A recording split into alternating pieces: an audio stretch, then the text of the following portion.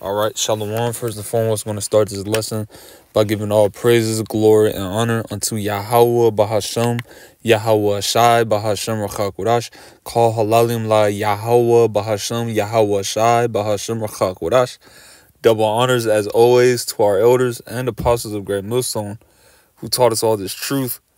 And Shalom to all the Achim in this truth and sincerity, starting with the 144,000 and the 1/3 of the nation of Israel, which we are fighting to be a part of. All right, and this is your brother Chabar Yakal coming back, Lord willing, with another quick and edifying lesson. And this one should be real quick. I really only got 2 scriptures in mind, and you could imagine what those scriptures are based off of the title of this article, but basically, I'm going to read the title. It says, Cashless Society Could Be Why Fewer Kids Are Eating Coins and Sticking Things Up Their Noses. All right, that's the title. It's just something that caught my attention. Every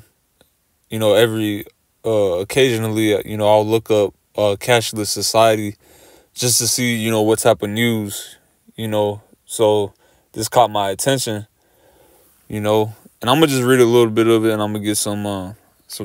Like I said, I only got really like 2 scriptures in mind. It says NHS boffins think there's a good connection, but it's not all good news. Swallowing batteries is even more dangerous. Researchers from UK's National Health Service believe increasing adoption of cashless payments may be having an unexpected payoff. Fewer kids are swallowing coins and seeking medical help to remove them. As explained in a paper titled Coincidence, having cashless payments reduced the incidence of aerial digestive foreign body insertion. It says since the use of cash started to decline in 2012, UK hospitals episode statistics reveal a decline of procedures to remove foreign bodies. All right. But basically, that's pretty much the point that I wanted to get. Let me see.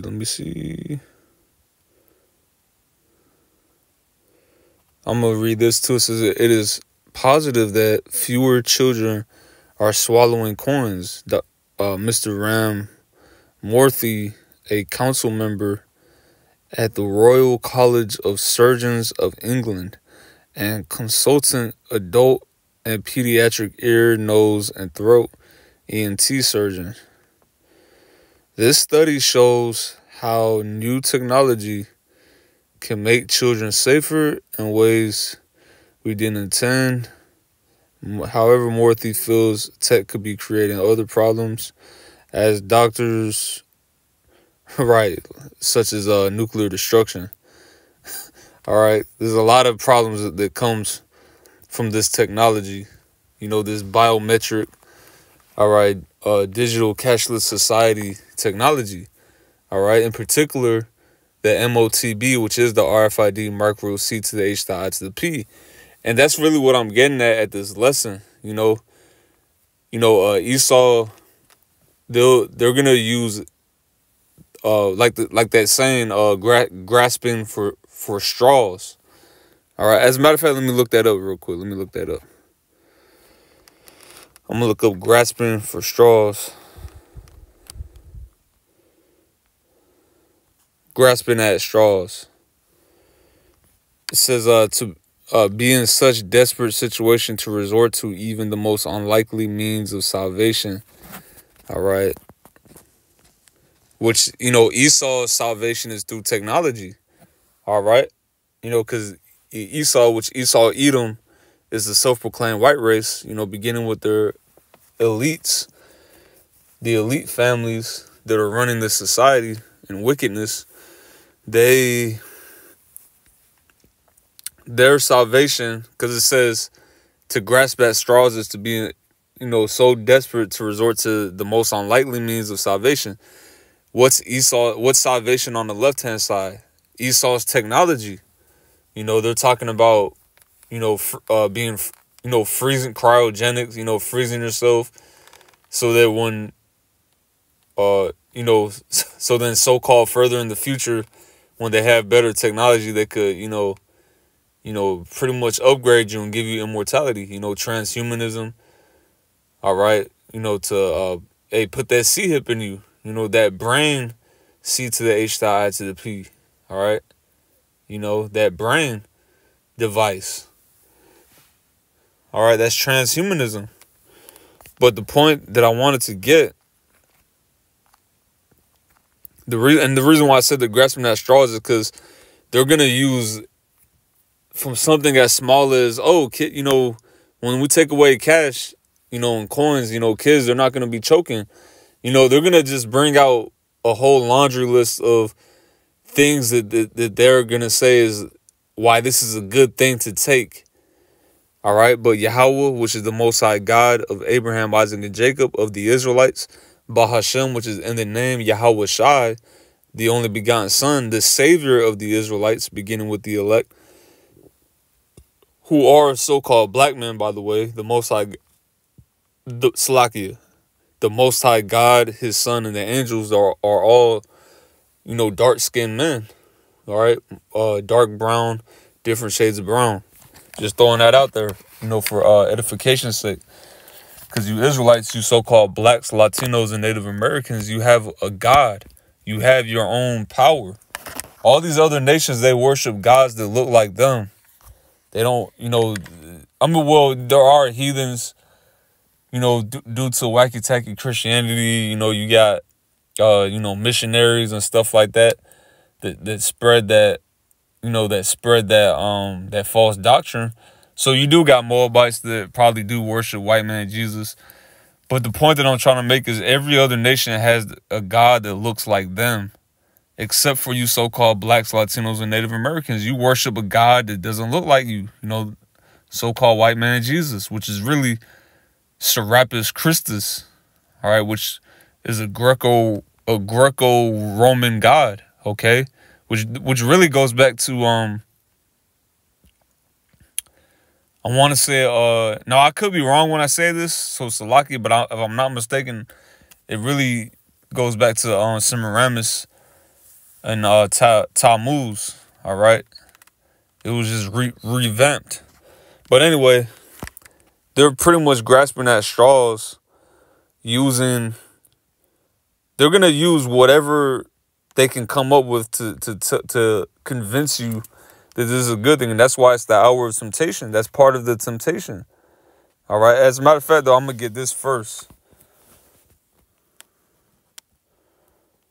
And that's on a low level. Then, like I said, that article caught my attention. But if they're going to go as far as to say that, a cashless society is a good thing so that kids don't swallow coins, and that's a low level, how much more, how much more are they going to come with? All right. How much more propaganda, are they going to come with? All right. Brothers said, for years, they're going to use rappers. They're going to use entertainers. All right. Of course, they're going to use the aspect of you can't work. You can't do anything. You can't buy gas. You can't buy groceries. They're going to use that aspect, of course. But they're also going to use other aspects as well, such as medical. We can make you see again. We can make you walk again, paraplegics, So this is just, shedding light on that. This is Matthew 24:24. It says, for there shall arise false anointeds. The word Christ just means anointed. That's like someone who's basically saying that the Lord's with them, that they got the truth. And there's a lot of people out there like that, false anointeds. It says, and false prophets, which there's a lot of those as well. And they're all going to be exposed. All right. Yahweh Bahashim Yahweh Shai is going to expose all false prophets and destroy them. All right.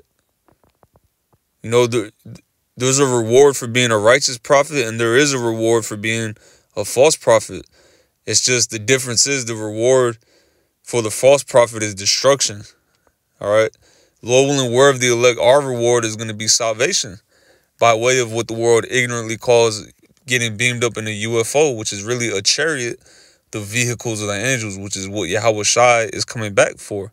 I mean, it's like it coming back with. But it says, for there shall arise false anointeds and false prophets, and shall show great signs and wonders. Now, like I said, that article is a low level, because really they got, you know, there's been articles and videos that came out that you know, people were controlling the video game with their mind. That's on the higher end of things, you know, with this technology, with cashless society. That's on the higher end, which that goes more so into these signs, you know, the great signs and wonders. All right. Like I said, you know, the capabilities of this technology, you know, the brain, C-hip. All right. The brain, you know, the one that you put in your right hand, you know, which really it's anywhere in your body. Okay. But it says, in so much that if it were possible, they should deceive the very elect. But that's a huge if, because it's not possible to deceive the elect. All right. Now, I'm also going to, since I mentioned the hour, I believe I mentioned the hour of temptation. But if not, I'm going to just get this because it's also on my mind. All right. This is Revelation 3. Because like I said, they're going to be coming with all type of stuff. Oh, you know, you won't have to worry about your kids. You could track them. You know, your kids are not going to swallow, you know, coins anymore. All right. Like I said, I just saw that article. It just jogged my mind, you know, through the spirit to do a lesson, you know, on the MOTB. That's a topic that we can never do enough videos on. This is Revelation 3 and 10. It says, because thou hast kept the word of my patience. The word patience means to suffer. All right. Because we kept on going. We kept on going with the suffering. You know, it sounded, you know, though it may have gotten like it was a broken record. Like it may have, you know, people looking at us crazy, you know, calling us names, being disrespected. We kept the word of his patience without giving up. It says, I also will keep thee from the hour of temptation, which shall come upon all the world to try them that dwell upon the earth. So because we, like I said, we kept going no matter what happened, the Lord's going to keep us. He's going to keep us from taking that device, which leads to destruction when you read Revelation 14:9. All right. But why is it going to be such a temptation? Because there's going to be no more money, no more cash. That's the whole thing, the cashless society, you know. That's going to be a temptation for those that don't get that new currency, which is going to be on that chip. The new currency is going to be digital on that chip. And that's the new system that they're setting up, all right? So I'm going to end off with this, because why is it such a temptation? And all this goes in tandem with Jacob's trouble, by the way, which is one of the prophecies we're waiting for, all right, before their destruction. This is Revelation 13:16, and it says, and he causeth all, both small and great, rich and poor, free and bond, to receive a mark in their right hand or in their foreheads, and that no man might buy or sell, save he that had the mark, or the number, or the name of the beast, or the number of his name. So you can't buy or sell without it. And that's how you know it's not a tariff, because tariffs make it harder to buy and sell. This thing is going to allow you to buy and sell. And also how you know it's an actual device and not some tariff or not some embargo or not some spiritual philosophy. How you know it? Because it said free and bond. How the hell is that talking about a tariff? How can you put tariffs on a person who's in prison? You know, that doesn't make damn sense. You know, you don't put tariffs on individuals. You put tariffs on countries. So how is a country going to be bond? You mean to tell me you could throw a whole country in prison? That's a cut. But yeah, Lord, this lesson was edifying. Once again, giving our praises, glory, and honor to Yahweh, Ba'ashem, Yahweh Shah, Ba'ashem, Shalom.